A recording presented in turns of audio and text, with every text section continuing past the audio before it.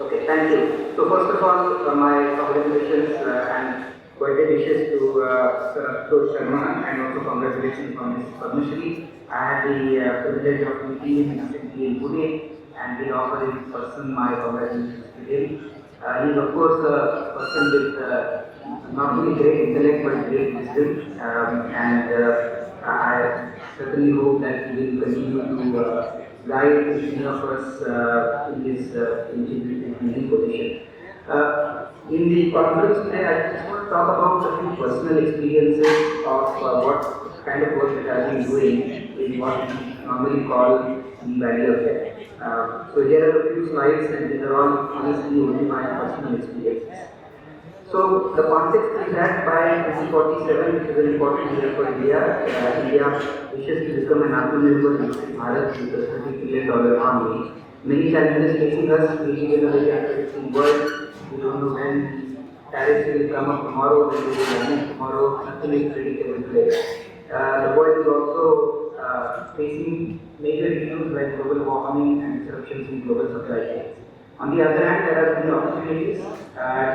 The world is looking for India to provide an alternative to China in terms of manufacturing. We are a country with very high demographic dividend, great opportunity for us there, and an aspirational growing middle class which is reasonably educated. However, our manufacturing sector only contributes only 14% to the GDP and only 11% of the workforce. And really, for India to become really Bharat, the manufacturing sector must grow. And this manufacturing sector must also become more sustainable. And the Honorable Prime Minister also highlighted the Panchamrit philosophy for how India should become more and more sustainable. So the manufacturing sector also should become more sustainable. And therefore, it is not just about being in India, but I think first and foremost it should be innovate in India and then make in India. So we have to look at the innovation journey, and look at India where India stands on the innovation journey at about low TRS, which involves R&D institutions, number of students registered in those institutions and get educated, and the kind of academic outputs that we have, journal articles and patents. We are doing this quite fine here. However, at higher TRS levels where we suffer, we are not doing that great in the Global Innovation Index, nor the GDP contribution to R&D, and also not the industry academia interactions. And one of the reasons for where we fail at the higher TRS levels is really what is called the Valley of Death. So if you look at the TRS table here, and as we move from the TRS 1 to 4 is where primarily the invention happens, and that happens in our academic institutions and research labs, and we are pretty good here. But as we start moving to higher TRS, where we start looking at either prototyping a product or piloting a process, and then of course after that moving into really bringing in investors, making supply chains robust, and actually licensing our technologies. This is the big Valley of Death where we play miserably, and that is one of the singular reasons why innovate in India doesn't always translate into need in India. I come from a laboratory, CSIR NCL in Pune, which was defined 75 years ago. The purpose of this lab was defined as one to advance knowledge and to apply clinical sciences for the good of the people. Very simple statement, but what it actually means is innovation. Because innovation is a journey. Innovation starts from invention and leads to impact. And that happens, the journey happens by translating science into technologies that are practiced on the ground. And for the past 75 years, NCL has been a pioneer in walking this journey of innovation. We've had a very large number of technologies which have started from the lab and have reached to commercialization levels.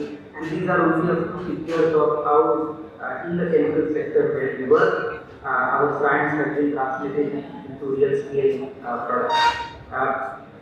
We publish as a lab about 400 plus papers a year, 60 PhD students, roughly about 70-80 patent filings. We have very clear roadmaps of what we want to do. And despite all of this, our industrial earnings are about 22 crores per year. For a lab that is about 100 scientists, 22 crores is not a very large amount. That accounts to about 20% of our R&D expenditure. We do technology transfer at only TRIPS-2025. We do not go beyond that, and that's where the value get starts. At least 1 or 2 out of our 10 of our transfer of technologies do reach commercialization, and also so this is also not a very high number. And therefore, the real issue, even for a lab that does so much innovation and so much translation of technology, even for a lab like that, one must realize that the lab to market is a very, very long and difficult road. So there are some personal experiences when we started looking at how to scale up technologies and enter this barrier. The first example is the innovation project that was talked about earlier. We used a very interesting special purpose vehicle called the Liberty vehicle, which actually straddles at the quadrant where the market uncertainty is very high and the technology uncertainty is also very high. Which means neither the markets are clear nor the technology is fully mature, and that's the difficult quadrant. And we wanted to actually take the risk and enter the technology in that quadrant. About 20 years ago, this country was not even talking about hydrogen technologies. And that's when we started our journey in hydrogen. So you can imagine that the markets were low and the technology is very immature. We put up a team of several scientists across 3 different CSIR labs, and we brought industry partners on board even at early stages of technology development. We took the whole technology to 3 stages, starting from academic innovation to a full product launch. Along this journey, we produced about 13 PhDs, more than 100 papers, and several patents. And ultimately, what we wanted to do and successfully did was this kind of fuel cell stack, which is a very complex technology. This technology resulted ultimately into India's first fuel cell car, India's first fuel cell bus, and India's first fuel cell hydrogen powered buses and catamarans on the road yet. So technology advancement has happened, prototype developments have happened, we have crossed those valleys of death, and we are now entering into what's called the market readiness levels, and that is where issues can come up. There's nothing to do with technology, it's to do beyond technology. And why am I talking about this is because when we get audited for programs like this, the audit asks us why are your technologies not commercialized?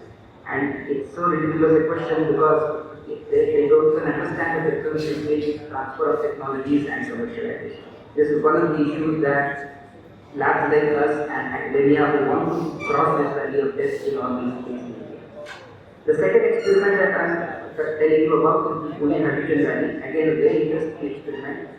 We are going to develop all hydrogen technologies in one place: hydrogen production, hydrogen storage, and hydrogen utilization.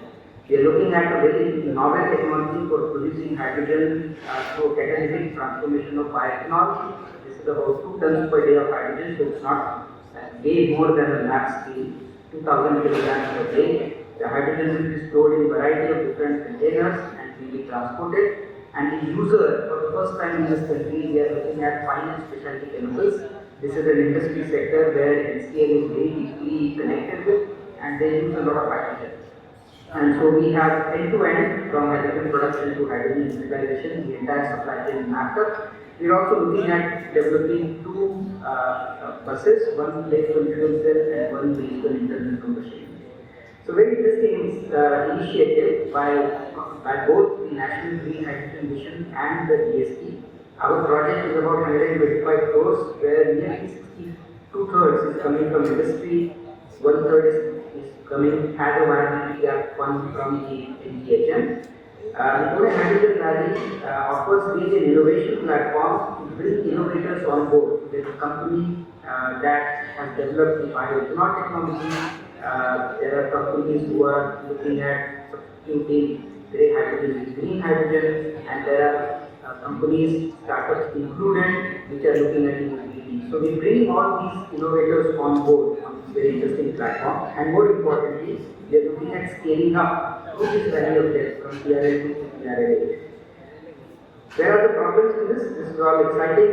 We submitted the expression of interest in July 2023. The award letter was received in July 2025. It has taken 2 years for this exciting program to get even kick started.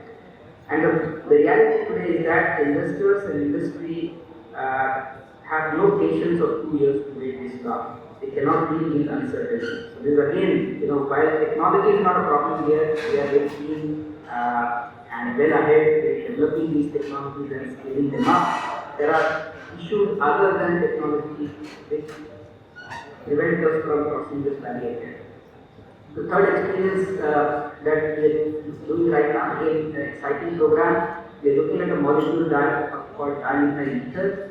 It's basically converted from methanol that will come from India's coal and biogas gasification. DME is an interesting molecule because it's a direct LPG substitute. Certified as a fuel, CSIR has invested so far about 10 crores in developing this technology. The global market potential is tremendous. We have a globally competitive patent technology protected by 6 patents, both Indian and world. We've already finished the 20 liters per day lab pilot plant, and we're just about starting our first experiments in a 250 kilograms per day industrial scale pilot plant with our NCL partner. All the due diligence has been completed and expression of interest is from a large number of companies. So we have a clear roadmap of how we want to move from lab to the market. Where are the challenges here? The entire pipeline from idea to final end use has so many players in there. NCL comes with technology, there is a process engineering company that actually does the detailed engineering. There are regulators who will certify DLE as a fuel. There are manufacturers of DLE, there are retailers of DLE, and finally the end users of DLE. In order to go from lab to market, all of these stakeholders have to come on board. And the institute or the R&D lab, which is passionate about developing these kinds of technologies, has actually to work with all of these partners together, bring them on board and take this program forward. There is a lot of program management, personnel management that is even more challenging than technology development. Very interesting learning here. The last experience is a very interesting program we are doing, Batch to Continuous. We are talking to Indian chemical industry, which is a very aspiring sector. We are considered as a global manufacturing hub today. This industry contributes to 7% of India's GDP. It is valued at $200 billion today, but also emits about 57 million tons of CO2, so not the clean air. We are the pharmacy in the world today. 24% of North America's medicines come from Hyderabad. The specialty chemicals industry today is exporting $2 billion worth of goods, and by 2040 is going to go 10x. There are about 17,000 companies in India who are in this business. They do conventional manufacturing, which are batch processes, which gives them a lot of flexibility, allows them to do multi-phase reactions. But typically conversions are low, selectivities are low, and therefore downstream purification costs and therefore utility costs are very high. The processes are also not very safe, long batch times, very large footprint, and back-to-back consistency. These are all issues with today's conventional manufacturing. What are we doing? We are suggesting them, and we are developing for them a complete paradigm shift technology, continuous manufacturing. Also called flow chemistry, but it's not about just the chemistry but all the downstream part as well. These are plants with very small footprints because they are continuous, the quality is very consistent, conversion selectivity are very high, very short response time, very safe to operate, therefore very low utility cost, and can be very easily utilized. This is a paradigm shift for an entire sector. We have a large number of companies who are our partners. We also have a catapult lab in the UK as our partners, and this is a very interesting model that we are looking at how to scale up these technologies for a large number of partners, not for one company, but we're talking of hundreds and thousands of companies here. So very exciting program here, and we are now completed already phase 1. In phase 2 we are now planning bigger 100 kg per day kind of modular pilot plants. So what are the learnings from all of this? This is my last slide. I believe Indian R&D and academic institutions really are not set up to cross this barrier. Okay? The likes of institutes like the Kanpur or the catapult institutions are completely missing in this country.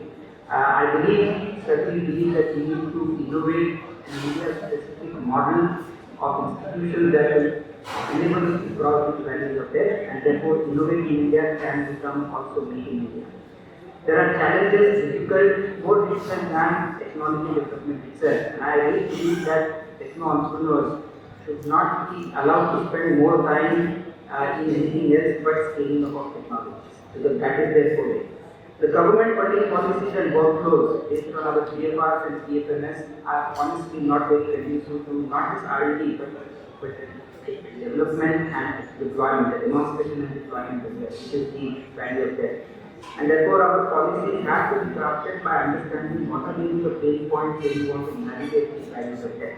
I think there is silver linings on the cloud. The recent RTI schemes and the recent ANRF schemes could be interesting. We will have to try them out.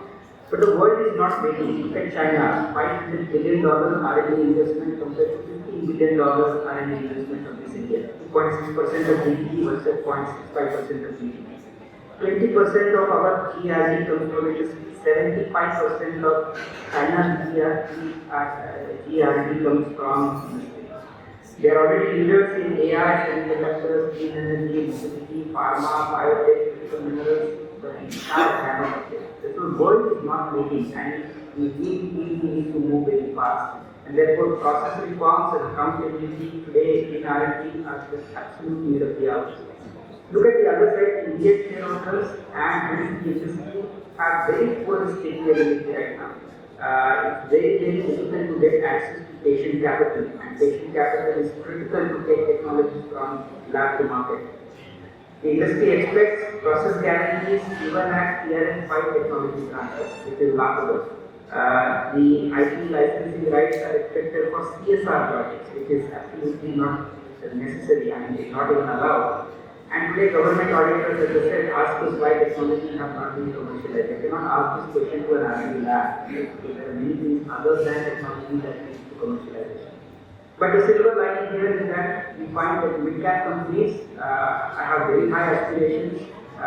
There are many land foundations which are emerging, and few HNIs they seem to be very passionate about funding R&D in India. And I think this is where